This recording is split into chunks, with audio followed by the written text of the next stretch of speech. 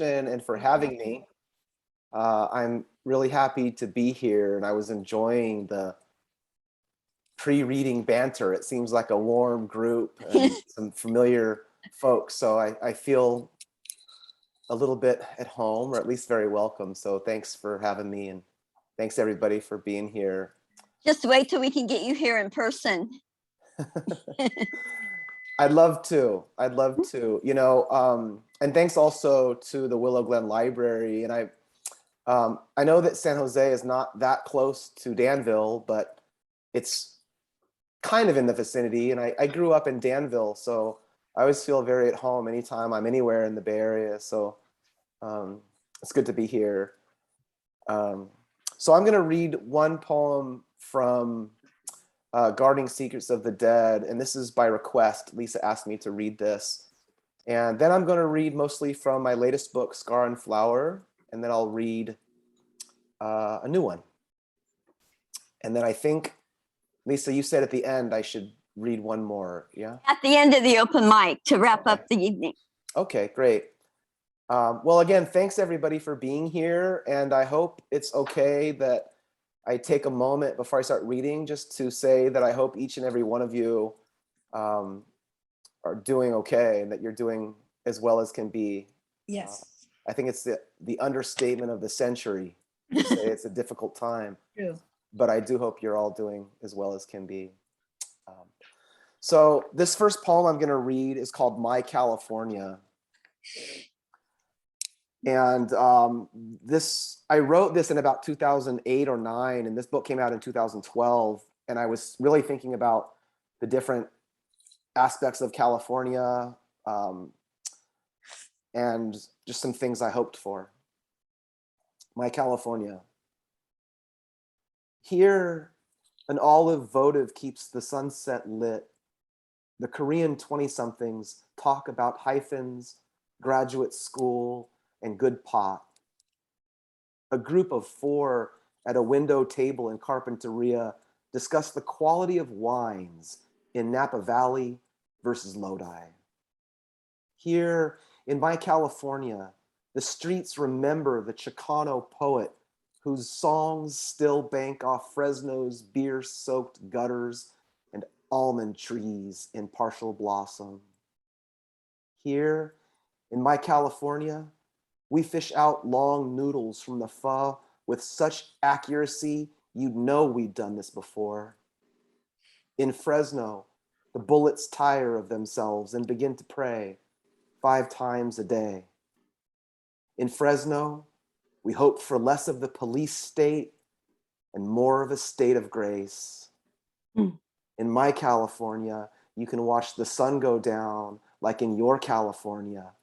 On the ledge of the pregnant 22nd century, the one with a bounty of peaches and grapes, red onions, and the good salsa, wine and japchae. Here in my California, paperbacks are free. Farmers markets are 24 hours a day and always packed. The trees and water have no nails in them. The priests eat well. The homeless eat well. Here in my California, everywhere is Chinatown. Everywhere is K-Town. Everywhere is Armenia Town. Everywhere, a little Italy. Less Confederacy. No internment in the valley. Better history texts for the juniors. In my California, free sounds and free touch. Free questions, free answers. Free songs from parents and poets, those hopeful bodies of light. So that's my California. So I'm going to read some poems from Scar and Flower. This is my 3rd book. It came out in 2019. And I wrote it largely in a span of several years where I was deeply affected and disconcerted and things like that with a number of different manifestations of American gun violence. And, you know, I'm not outright anti-gun, but I'm anti-massacre. I'm anti-hate crime. I wrote poems about Sandy Hook, where 20 first graders were killed. Pulse nightclub in Orlando, where 49 people were killed. I want to read this poem. This, you know, in 2014, Eric Garner was killed, Michael Brown, Tamir Rice. And it was with some of these folks in mind that I wrote this poem. It's not too sequential, so you might pick up on that. What I hear when I hear you in my head, it's the little whisper, the aggregate sorrow, the father's heavy weeping as the son's heavy weeping. What I hear is your artistic response after the massacre, the family of clasped hands, black hands, brown hands, a small child whose brother never had a chance, who holds her father's tearful face and says, "Your eyes are like the moon," is what I hear when I hear you in my head this evening, your laughter like tiny harps. I hear your fatigue as another way to say deprivation. I hear recount, retaliate. A retaliation is what I hear.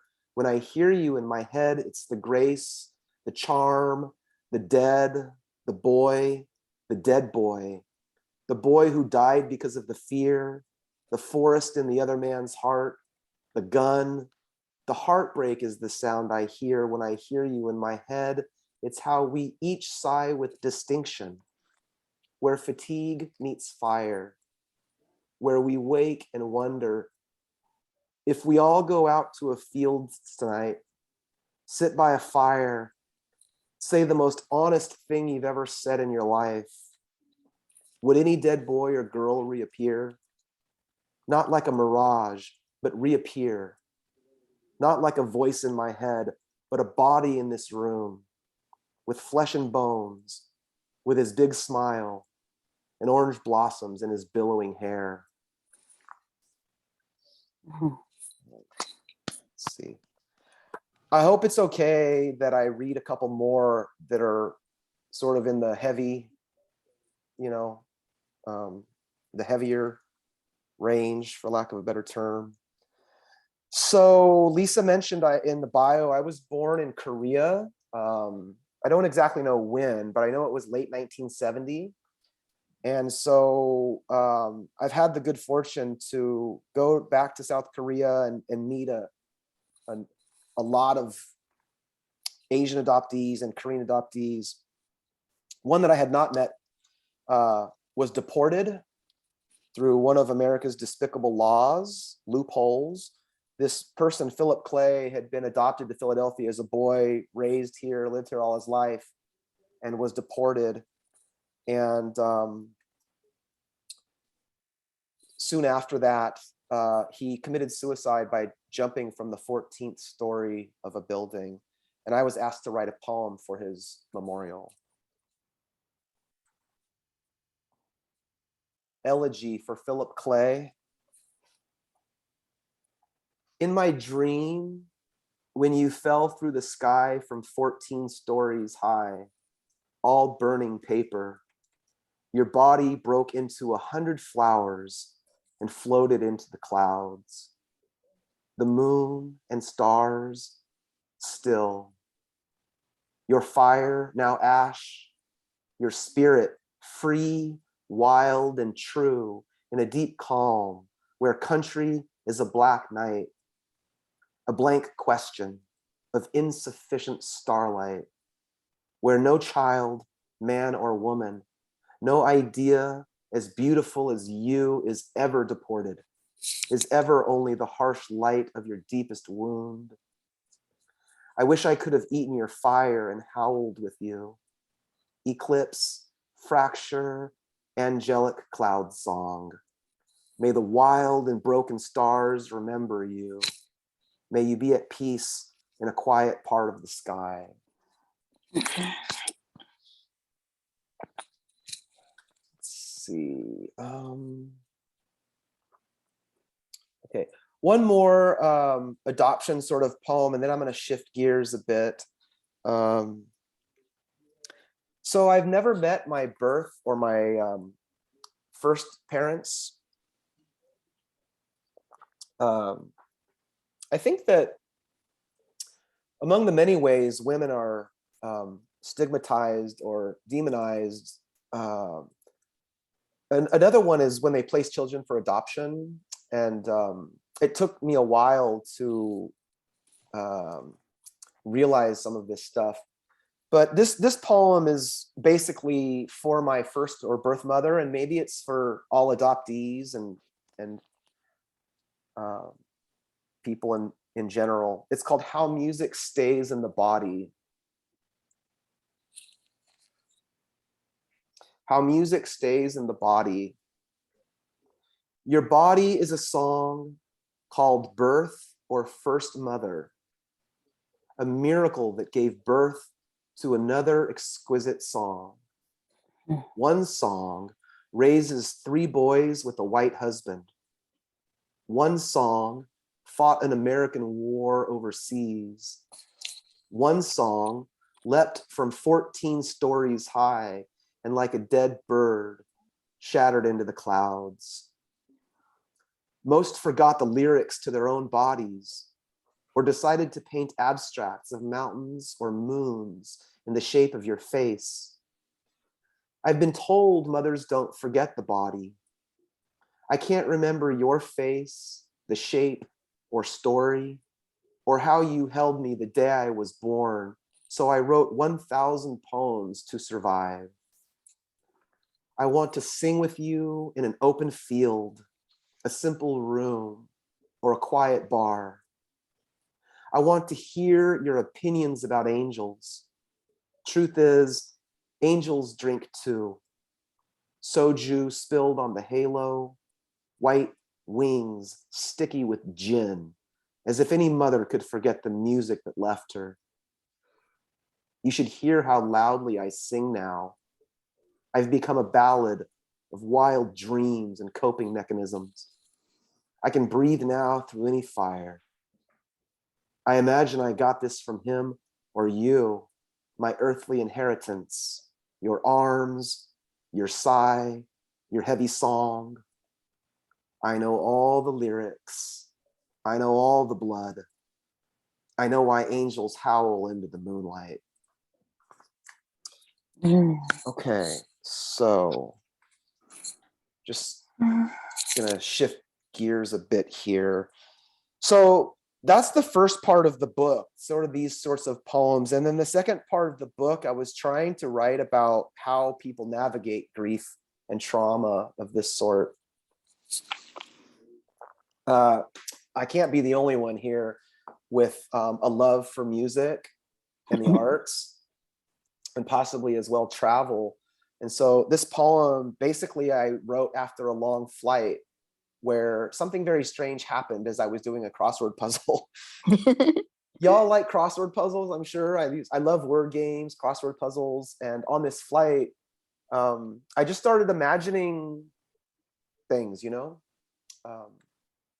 I think wonder and the imagination is can be a guide or a way to cope or make it through. So this poem is called Flight. The in-flight magazine crossword partially done, a corner begun here, scratched out answers there, one set of answers in pencil, another in the green. The woman with the green ballpoint knew the all-time hit king is Rose. And the Siem Reap treasure is Angkor Wat. And the woman, perhaps en route to hold her dying mother's hand in Seattle, forgot about death for 10 minutes while remembering her husband's Cincinnati Reds hat while gardening after the diagnosis. Her handwriting was so clean. Maybe she was a surgeon, maybe a painter. No, what painter wouldn't know 17 down? Diego's love, 5 letters. In a rush, her dying mother's voice came back to her. Or maybe she was a Chinese adoptee and her first mother's imagined voice said, "Wo aini." At 30,000 feet, you focus on 33 across. Asian American classic. The woman. When a stranger in the window seat sees the clue, watches me write in the letter W, and whispers to me, "Warrior." And for a moment, you forget it is your favorite memoir. And she reminds you of lilies or roses, Van Gogh or stems with thorns, art galleries in romantic cities where she is headed, but you should not go. The flight attendant grazes my shoulder. The crossword squares, the letters, the chairs and aisles seem so tight in flight, but there's nothing here but room, really. Maybe the next passenger will know what I do not. 64 down, 5 letters, purpose. And why do we remember what we do? We know the buzz of Dickinson's fly and the number of years in Marquez's solitude, but some things we will never know as it should be. Why the body sometimes rumbles like a plane hurtling over Southern Oregon. How exactly we fall in love, or if Frida and Maxine Hong Kingston would have loved the same kind of tea. Mm.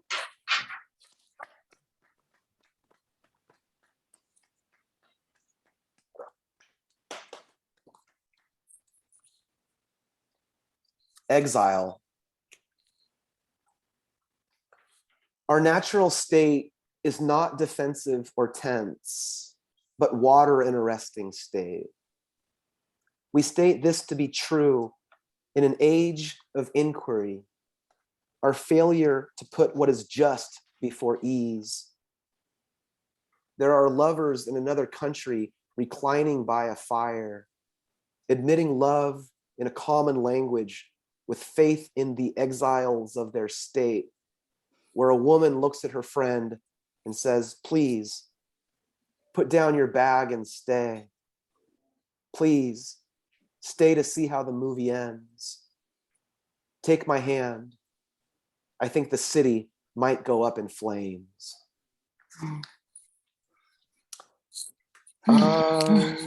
Let's see.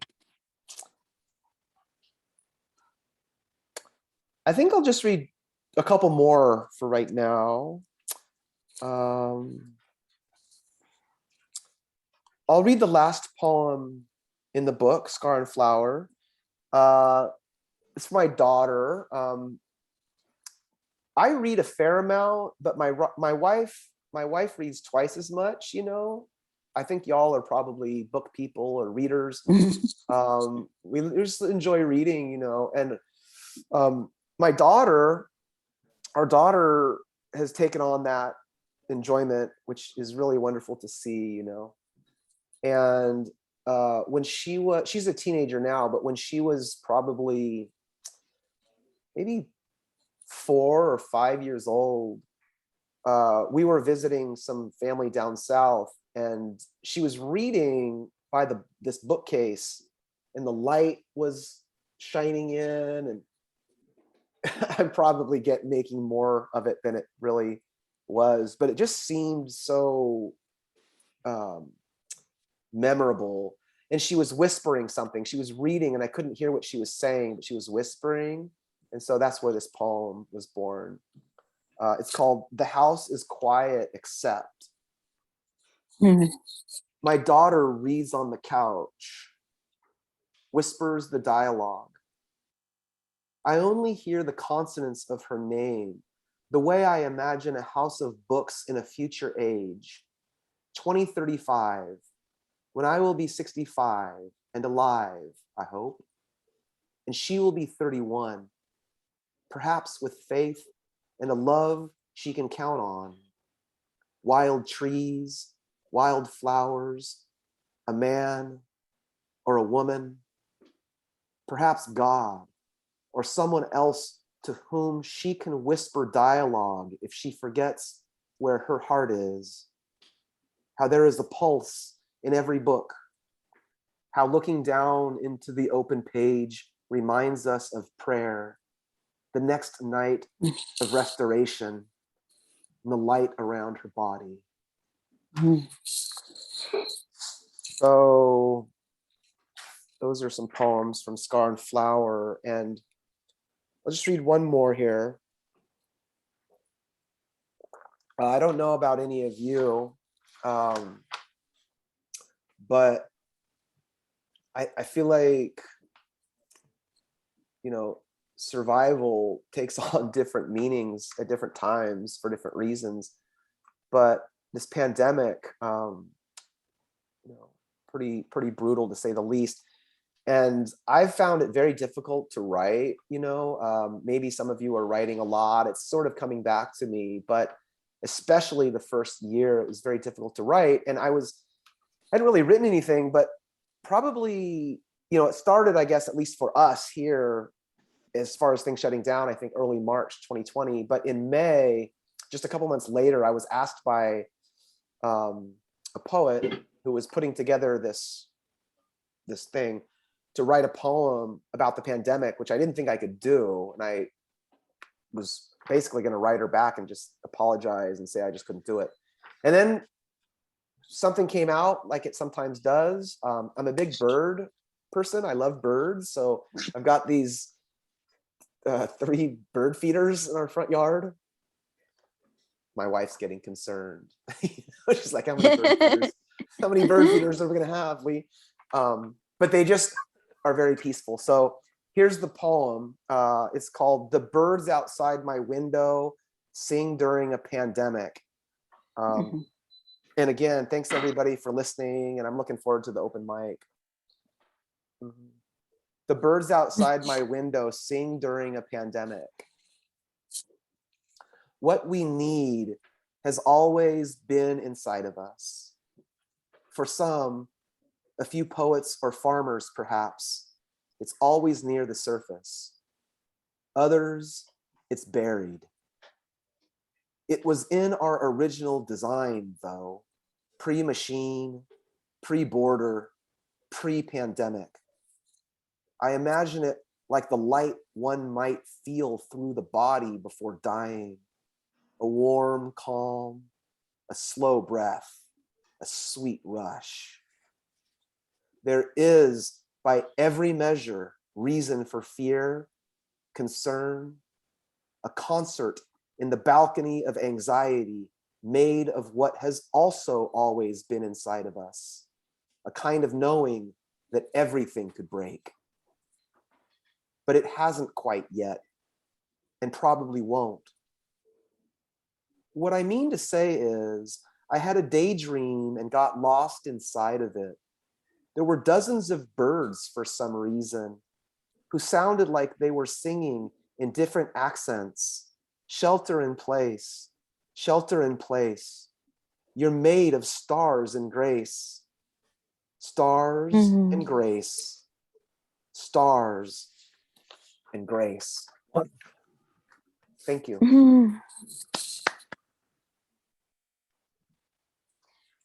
Lee, thank you so much. Thank you, thank you. Everyone, please unmute yourself so we can give him a proper thank you. Oh, beautiful. Thank you. Beautiful. Outstanding. Wonderful. Thank you. Good stuff, Lee. Very good. Lovely. What is the name of the book? Very, very beautiful. Thank you. What is the name of the book that you're reading from, Lee, for the most part? The book is titled Scar, like a wound, Scar and Flower. Oh, it's beautiful. Amazing, amazing. It's beautiful. Is that last poem you just read, is that in here too? Or is that a new one? Or? The Birds Outside My Window is newer, but it is online at the Academy Okay. of American Poets. Yeah. Wow. Thank you. I just put the name of his book in the chat. Thank you. So thank you, Lee. That was such a special Beautiful. reading. I could listen to you all day. Wonderful. Wonderful. Thank you. You Okay, have a we'll take- very soothing voice too to listen to.